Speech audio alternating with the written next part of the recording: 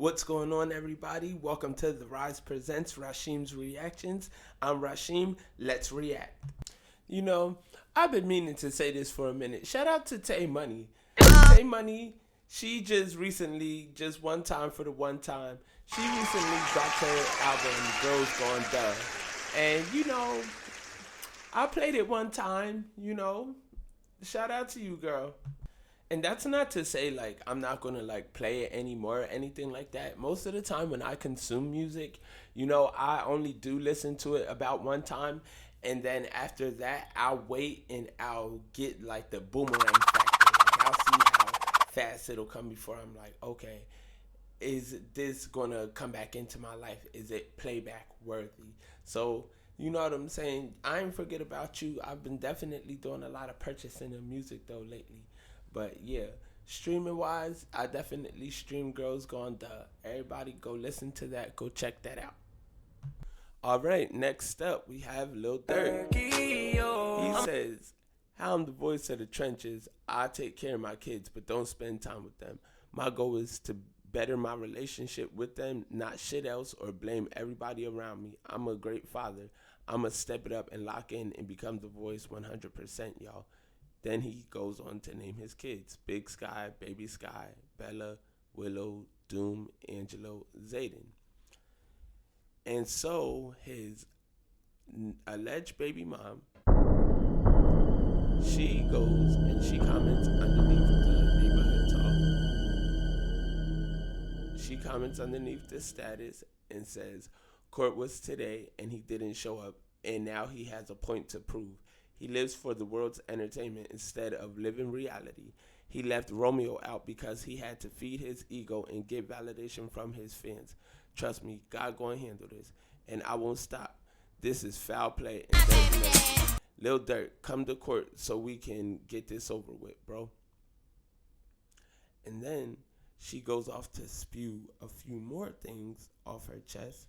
She goes off to say, "I feel where y'all coming from, sending me this BS." He said, "But at the same time, I don't care about a word because his word means nothing. How you the voice that leave your blood son out the mix for whatever reason. SMH. When shit reveal itself, once they catch up to him, I don't want no apology. Or my kids, I don't. Romeo the main one hurt, but everybody thinking about their own grown ass feelings and image. Why make a post instead of going to pick up your kids? Ain't like they finna read it. The fuck? Everything for the internet. Now good night. I got a big day ahead of me." And then she goes on further to say, "And another thing, making a post leaving Romeo name out don't make him not your son. He still has your blood in his veins, but continue on for the internet." And then she goes on further to show off the court papers, and he didn't even show up for court, and then I guess that's when he made the post, and where we're at with it today. Me personally, I think that you should just take care of your child, bro. If that's your child, if that's your son, just take care of him. I don't understand how anybody can not take care of their kids. My father, he fathered 22 of us. We all lived in the same household. We, not at one time, but we all came through the same household, and we were all taken care of. All of our needs were met. So financially, I just don't understand where the bump in the road comes in at. I just don't understand, like, you know what I mean, where the disconnect comes in at. From the time that the child was conceived up until you having knowledge of the child, and then moving forward, for the public's image, me personally, I think it's a little bit whack to, like, you know what I mean, like, it's a little bit whack to not claim your child, especially when he looks just like you. Like, these children, they're gonna grow up. They're small now, but they're gonna grow up, and one day they're gonna remember. they're gonna have feelings. They have feelings too. They're gonna remember the way that certain things made them feel and how they were hurt. And just from even the things that I feel like I was hurt from in my past and dealing with an absent mother, just imagine what that boy is gonna have to feel and the hurt he's gonna feel from having an absent father. You don't even exist to the father. That's a whole nother level of hurt, bro. Son. And here's one more sidebar thought, right? Now, knowing Durk's past, Durk is a respectable man.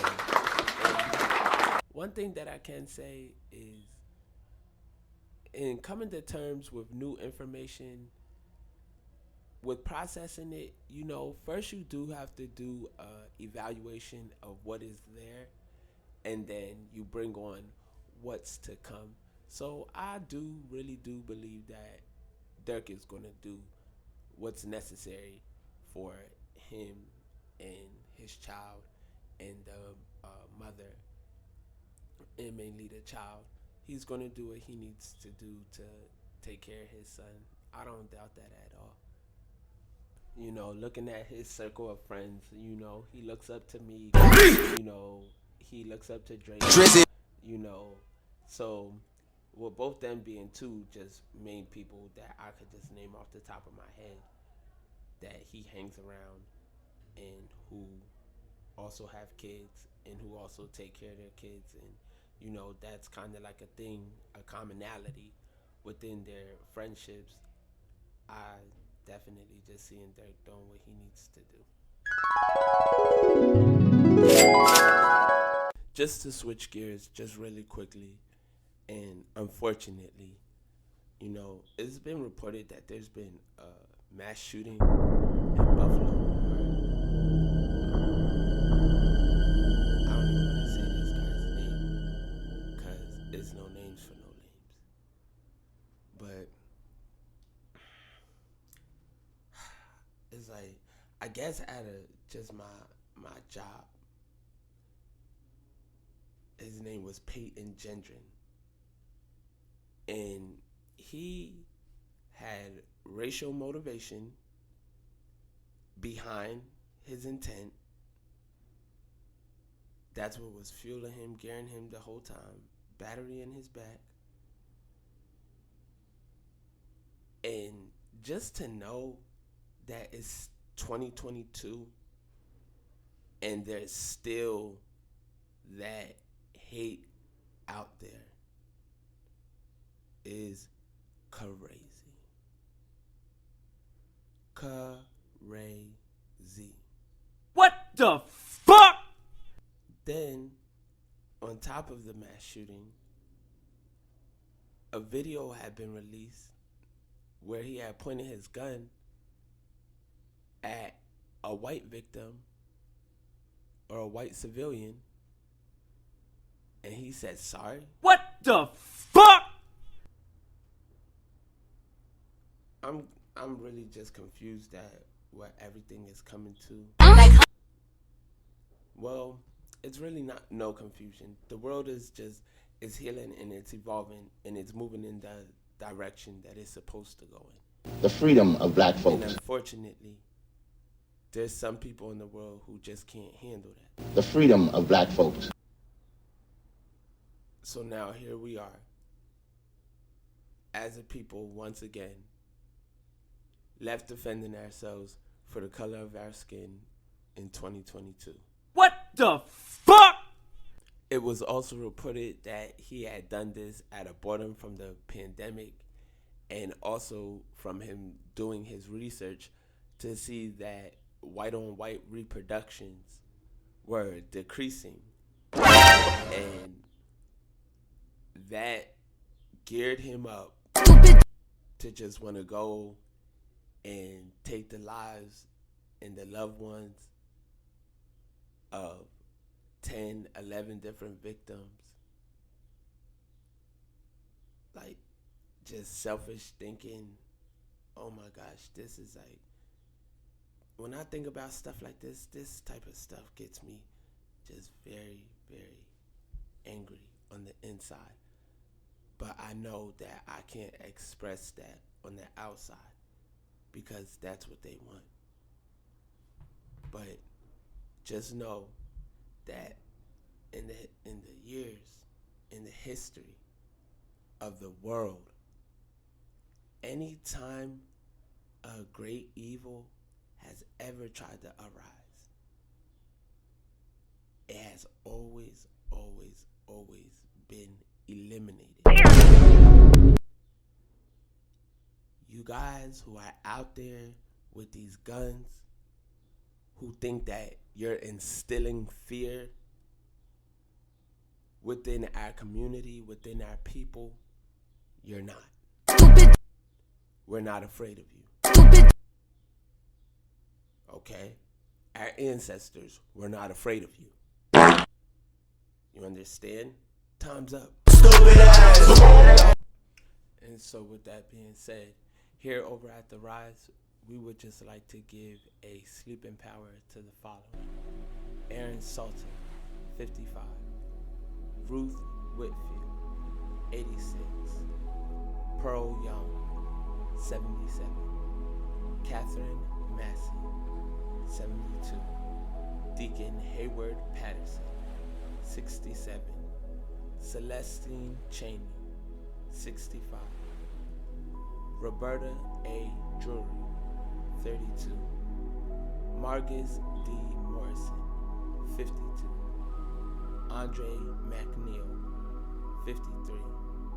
Geraldine Talley, 62. The following were injured. Zaire Goodman, 20.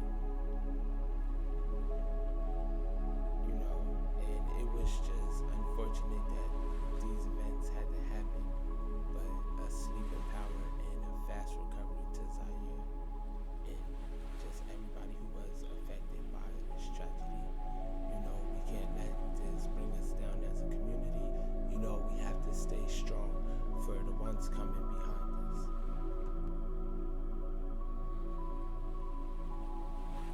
Switching gears yet again, I would just like to give a congratulations to Mr. Kendrick Lamar Duckworth. One time for Mr. Duckworth. Congratulations to you. I'm excited.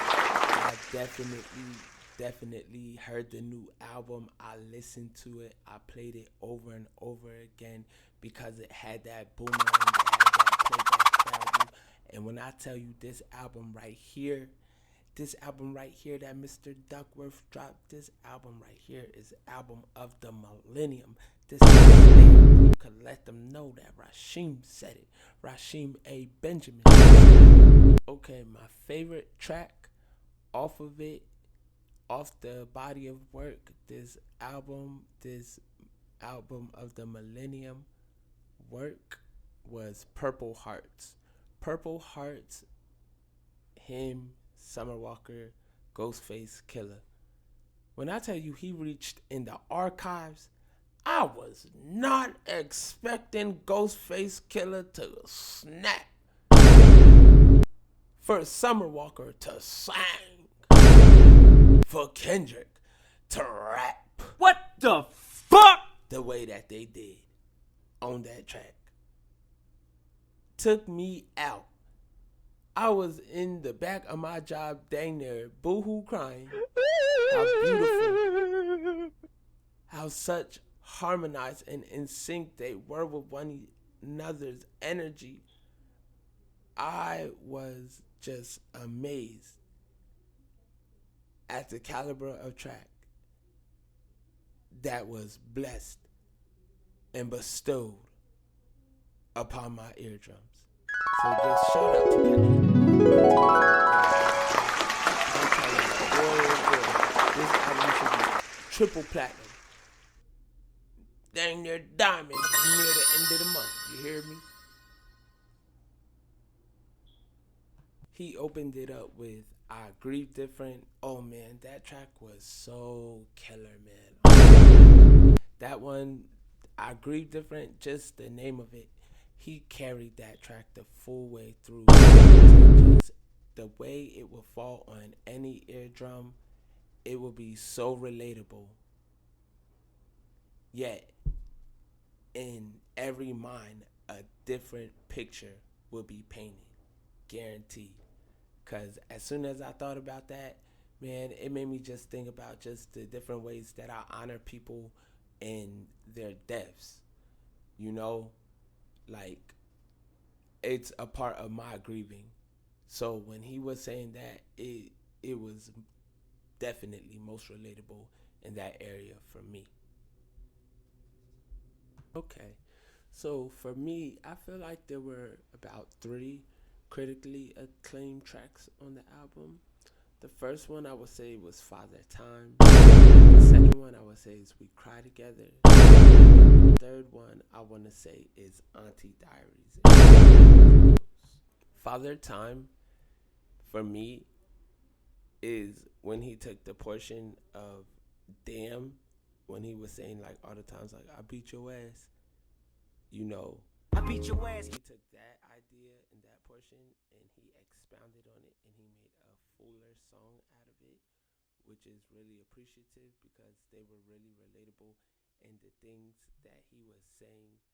And it's just amazing, an amazing body of work how he put this piece together. Like, this was such a needed and healing song for just the things that you hear as a child that you don't really think nothing about, but then when you get older, you're like, wow, you know what I mean? Like, it was really grind time. Let's get it. Let's get it. With We Cry Together, when I tell you the tension and the sourness that is in the room for about 95% of the song, when I play that song at my job out loud on my loudspeaker, like, they walk by and they're like, turn it off.